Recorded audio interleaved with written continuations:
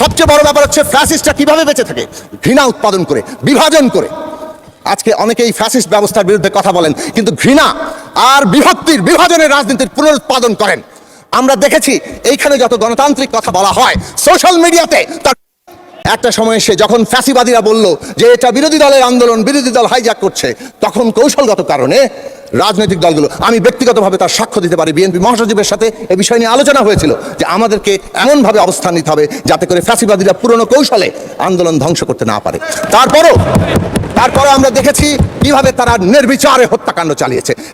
সেই লড়াই আমরা দেখেছি কিভাবে তৈরি হয়েছে, গুম খুন, মামলা হামলা, বিরোধী দলের সকল দল যারা লড়াই করেছেন কিভাবে হত্যা নির্যাতন মুখোমুখি হয়ে এই সময়কাল পাড়ি দিয়েছেন, কিভাবে সংগ্রামে স্যাবোটাজ করে এক একটি আন্দোলনকে ধ্বংস করা হয়েছে। সেই সব পর্ব পাড়ি দিয়ে এই রাজনৈতিক লক্ষ্য কর্মসূচি মানুষের সামনে এসেছে। এর আগের বক্তব্যে আমরা বলার চেষ্টা করেছি যে এই যে জমিন পাটাতন, এই পাটাতন তৈরি হয়েছে বাংলাদেশের সকল মানুষের মধ্যে, যে এই রাষ্ট্র ব্যবস্থা না বদল ঘটলে বাংলাদেশ এগোতে পারবে না। আমরা একটা ক্রস রোডে দাঁড়িয়েছি, যে ক্রস রোডে বাংলাদেশ এগোবে না স্থবিরতার দিকে যাবে, এটা নির্ভর করছে জাতীয় পুনর্গঠনের উপরে, যে জাতীয় পুনর্গঠন রাজনৈতিক, অর্থনৈতিক এবং অবশ্যই সাংস্কৃতিক। ফ্যাসিবাদ এই সব ক্ষেত্রেই বাংলাদেশকে স্থবির, এমনকি একটা বিপর্যয় অবস্থা সৃষ্টি করার জায়গায় নিয়ে গিয়েছিল। সেই জায়গার লক্ষ্যে দাঁড়িয়েই যদিও তারা আমি নির্বাচন করে সাময়িক সাফল্যে উৎফুল্ল ছিল, কিন্তু মানুষের মধ্যে তাদের ক্ষোভ কেবল দানাই বেঁধেছে, যে ক্ষোভের উদ্গীরণ আমরা দেখেছি। তো এই ধারাবাহিকতাই জুলাইয়ের ছাত্র শ্রমিক জনতার গণ অভ্যুত্থান তৈরি হয়েছে। অবশ্যই প্রত্যেকটি আন্দোলনেই নেতৃত্ব থাকে, এবং সেই নেতৃত্ব যখন মানুষের কাছে গ্রহণীয় হয়ে ওঠে তখন সেই নেতৃত্ব সফল হয়। আমাদের ছাত্ররা সামনে এসেছিল, কিন্তু সেই আন্দোলনকে এই সমস্ত রাজনৈতিক দলগুলোই সমর্থন জানিয়েছে। আমি পরিষ্কার করে এখানে বলতে চাই, ইতিহাসের রেকর্ড হিসেবে 5ই জুলাই আমরা পরিষ্কারভাবে এই আন্দোলনের প্রতি আমাদের সমর্থন ঘোষণা করেছি। 6ই জুলাই বিএনপি মহাসচিব তারা প্রেস কনফারেন্স করে এই আন্দোলনের প্রতি সমর্থন ঘোষণা করেছেন, এবং এই কথাগুলো রেকর্ডে থাকা দরকার। হ্যাঁ, একটা সময় এসে যখন ফ্যাসিবাদীরা বলল যে এটা বিরোধী দলের আন্দোলন, বিরোধী দল হাইজ্যাক করছে, তখন কৌশলগত কারণে রাজনৈতিক দলগুলো, আমি ব্যক্তিগতভাবে তার সাক্ষ্য দিতে পারি, বিএনপি মহাসচিবের সাথে এ বিষয় নিয়ে আলোচনা হয়েছিল যে আমাদেরকে এমনভাবে অবস্থান নিতে হবে যাতে করে ফ্যাসিবাদীরা পুরনো কৌশলে আন্দোলন ধ্বংস করতে না পারে। তারপরও আমরা দেখেছি কিভাবে তারা নির্বিচারে হত্যাকাণ্ড চালিয়েছে, হেলিকপ্টার থেকে গুলি করে পর্যন্ত তারা গিয়েছে, রীতিমতো ব্রাশ ফায়ার করে মানুষ মেরেছে। এবং শহীদের সংখ্যা নিয়ে এই বিতর্ক খুবই অনাকাঙ্ক্ষিত, এটা মাঝখানে বলে রাখলাম। শহীদের প্রত্যেকটি সংখ্যা কেবল তারা সংখ্যা নয়, এক একটি মানুষ, এক একটি জীবন, এক একটি স্বপ্ন। সেই স্বপ্নের জায়গাগুলোকে আমরা যাতে সংরক্ষণ করি এবং তাদের মর্যাদা দেই, রাষ্ট্রীয় মর্যাদায় অভিষিক্ত করি। আমি একটু দ্রুত করব।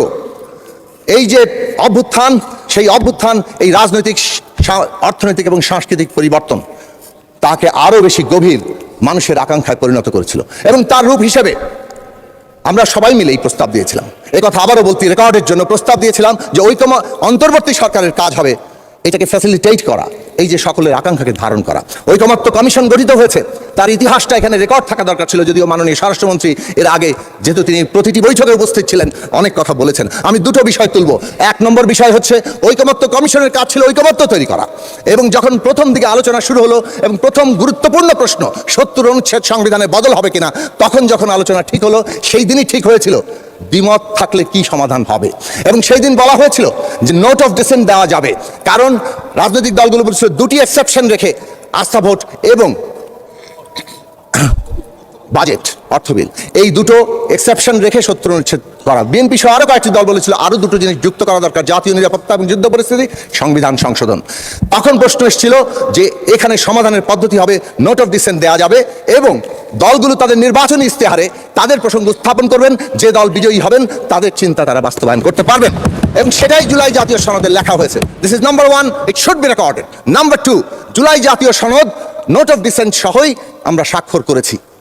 প্রশ্ন ছিল সবাই যাবেন এবং যে দল বিজয়ী হবে তারা তাদের মতো করে করবেন। তারপরে আসলো বাস্তবায়নের প্রশ্ন। বাস্তবায়নের প্রশ্নে এসে, হ্যাঁ এটা ঠিক, গণসংহতি আন্দোলনের পক্ষ থেকে 28শে জুলাই 2023 সালে আমরা সংবিধান সংস্কার পরিষদ গঠনের কথা দাবি তুলেছিলাম, কিন্তু আমরা কখনোই এটা বলিনি যে আমরা যা বলেছি সেটাই বাস্তবায়ন করতে হবে। আমরা সবসময় বলেছিলাম যে একটা ন্যূনতম জাতীয় ঐক্যমত ছাড়া এই ট্রানজিশন এগোতে পারবে না। এই প্রশ্নটি খুব গুরুত্বপূর্ণ যে আজকে ন্যূনতম জাতীয় ঐক্যমত তৈরি হয়েছিল কিনা। আমরা দেখেছি বাস্তবায়ন প্রশ্নে যখন অনৈক্য, তখন ঐকমত্য কমিশন তাদের মতো করে কিন্তু একতরফা সিদ্ধান্ত দিয়েছেন এবং সেই সিদ্ধান্ত সকলের মধ্যে ঐকমত্য তৈরি করেনি। ফলে গণভোটে কে কিভাবে হ্যাঁ ভোট দেওয়ার জন্য আহ্বান জানিয়েছেন তার অবস্থান কিন্তু প্রত্যেক দল নিজের মতো করে ব্যাখ্যা করেছে। কেউ জুলাই জাতীয় সনদের পক্ষে হ্যাঁ ভোট দেওয়ার প্রস্তাব দিয়েছেন, কেউ হয়তো আদেশ বাস্তবায়নের জন্য বলেছেন। এই বিতর্ক আমরা নিজের মধ্যে করেছি। আমরা প্রশ্ন করতে চাই, জুলাই জাতীয় সনদ আমাদের প্রত্যেকের দাবি আছে, প্রত্যেকের আকাঙ্ক্ষা অনেক উচ্চ, কিন্তু জুলাই জাতীয় সনদেও যতটুকু আছে তার অক্ষরে অক্ষরে বাস্তবায়নের জন্য যখন সংখ্যাগরিষ্ঠ দল ঘোষণা দেয়, তখন সেটাও বাংলাদেশের রাজনৈতিক অগ্রগতির জন্য অত্যন্ত গুরুত্বপূর্ণ একটা জায়গা। জুলাই জাতীয় সনদ লিখিত আছে, এখানে কারো এখান থেকে পিছিয়ে যাওয়ার জায়গা নেই। রক্তে লেখা দলিল, এই সংসদ জুলাই জাতীয় সনদের রক্তের জন্য আবদ্ধ। বাংলাদেশ 54 বছরের অন্তত একটা গুরুত্বপূর্ণ অংশ, বিশেষভাবে গত 17 বছর আমরা দেখেছি দিনে দিনে ক্রনিক ক্যাপিটালিজম, কিভাবে রাষ্ট্র ক্ষমতা ব্যবহার করে পোষ্য অর্থনীতি তৈরি হয়েছে, কিভাবে রাষ্ট্র ক্ষমতা ব্যবহার করে ধন সম্পদ লুট করে নিজেদের ব্যক্তিগত পকেটে ঢোকানো আর বিদেশে পাচার করার জায়গা তৈরি হয়েছে। এই অর্থনৈতিক ব্যবস্থা যদি বহাল থাকে তাহলে বাংলাদেশ এগোতে পারবে না, এবং এই ধরনের অর্থনৈতিক ব্যবস্থা একটা ফ্যাসিস্ট ব্যবস্থাকেই তার সাথে সঙ্গতিপূর্ণ করে তোলে। আমরা পরিষ্কারভাবে সে কারণে মনে করি অর্থনৈতিক এবং সামাজিক সাংস্কৃতিক প্রশ্ন এই যে রাষ্ট্র কাঠামোর পরিবর্তনের সাথে অঙ্গাঙ্গিভাবে যুক্ত। এবং 31 দফা এবং তার পরবর্তীতে জুলাইয়ের এই যে প্রশ্ন, এবং আমরা যদি দেখি আমাদের যুগপৎ জোট এবং বিএনপির যে নির্বাচনী ইস্তেহার, বাংলাদেশে একটা অর্থনৈতিক সামাজিক সাংস্কৃতিক পরিবর্তনের জন্য দৃঢ় প্রতিজ্ঞা ঘোষণা করেছে। বাংলাদেশের প্রথম কথা হচ্ছে সামাজিক সুরক্ষা খাতকে এমনভাবে আনা হয়েছে যাতে আমাদের দেশের মানুষ আগে স্বস্তিতে থাকে। দ্বিতীয় কথা, মানুষের আয় যাতে বাড়ে, শিক্ষা, স্বাস্থ্য, কর্মসংস্থানকে প্রাধান্য দেওয়া হচ্ছে।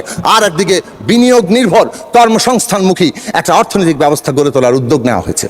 এই দেশে আমরা দেখেছি এডিপি নেওয়া হয় কিন্তু এডিপি বাস্তবায়ন হয় না, অথবা প্রকল্প এমনভাবে নেওয়া হয় নানা রকম ইন্টারেস্ট গ্রুপ প্রকল্পের মধ্যে তাদের স্বার্থ চরিতার্থ করে। পুরো কাঠামোগত বদল আনা হচ্ছে, যে কাঠামোগত বদলে এই দেশের পাবলিক ইনভেস্টমেন্ট বাংলাদেশের যেমন জনগণের উপকারে আসবে, তেমনি একই সাথে তা বেসরকারি বিনিয়োগকেও চাঙ্গা করবে, উৎসাহিত করবে। এই অর্থনৈতিক নীতি দর্শনে বাংলাদেশকে $1 ট্রিলিয়ন অর্থনীতি দেবে, কিন্তু কেবল সেটা অর্থনীতির আকারেই বড় নয়, একটা অন্তর্ভুক্তিমূলক অর্থনৈতিক ব্যবস্থা গড়ে তোলা, যেখানে দেশের শ্রমিক, কৃষক, মেহনতি মানুষ, যারা গরিব মানুষ, তারা অন্তর্ভুক্ত হবেন এবং কেবল অন্তর্ভুক্ত নয়, নাগরিক মর্যাদায় বাঁচার মতো মর্যাদা নিয়ে থাকবেন। এই সরকারের একটি গুরুত্বপূর্ণ অর্থনৈতিক দৃষ্টান্ত আপনাদের সামনে হাজির করে বলবো যে কিভাবে ডিরেকশন চেঞ্জ হচ্ছে। বিদ্যমান জ্বালানি সংকট চলছে আন্তর্জাতিক কারণে। আমরা এই সরকারকে দেখেছি মাননীয় প্রধানমন্ত্রীর নির্দেশনায় যে একটা ক্রাইসিস কিভাবে অপরচুনিটিতে পরিণত হতে পারে। অপরচুনিটিতে পরিণত করার জন্য, সংকটকে সুযোগে পরিণত করার জন্য ইতিমধ্যেই দুটো গুরুত্বপূর্ণ পদক্ষেপ নেওয়া হয়েছে। এক, ব্যাপেক্সকে শক্তিশালী করে রিগ কিনে আমাদের দেশে যে পরিমাণ গ্যাস আছে যা ইতিমধ্যেই নানাভাবে পুরনো। আর একটা গুরুত্বপূর্ণ বিষয় হচ্ছে রিনিউয়েবল এনার্জিতে ট্রান্সফরমেশন। বাংলাদেশের এই ক্রাইসিসকে সম্পূর্ণভাবে আমাদের নিজের পায়ে দাঁড়ানোর জন্য রিনিউয়েবল এনার্জি, এই যে নবায়নযোগ্য জ্বালানিতে ট্রান্সফার করা, এইটা একটা যুগান্তকারী ঐতিহাসিক সিদ্ধান্ত। সুতরাং অর্থনৈতিক ব্যবস্থাকে জনগণের উপযোগী করে তোলার যে গুরুত্বপূর্ণ পদক্ষেপ নেওয়া হয়েছে, সেই গুরুত্বপূর্ণ পদক্ষেপ আমরা আজকে আমাদের দিশাটাকে কিংবা ডিরেকশনটাকে ঠিক করে দেয়। আর একটা গুরুত্বপূর্ণ প্রশ্ন বলেই শেষ করব, মাদক, নারী নির্যাতন আমরা কিভাবে এখান থেকে নাই করে দেব, সেই জায়গাটা এই সরকারের গুরুত্বপূর্ণ জায়গা। সবচেয়ে বড় ব্যাপার হচ্ছে ফ্যাসিস্টরা কিভাবে বেঁচে থাকে, ঘৃণা উৎপাদন করে, বিভাজন করে। আজকে অনেকেই ফ্যাসিস্ট ব্যবস্থার বিরুদ্ধে কথা বলেন, কিন্তু ঘৃণা আর বিভাজনের রাজনীতির পুনরুৎপাদন করেন। আমরা দেখেছি এইখানে যত গণতান্ত্রিক কথা বলা হয়, সোশ্যাল মিডিয়াতে তার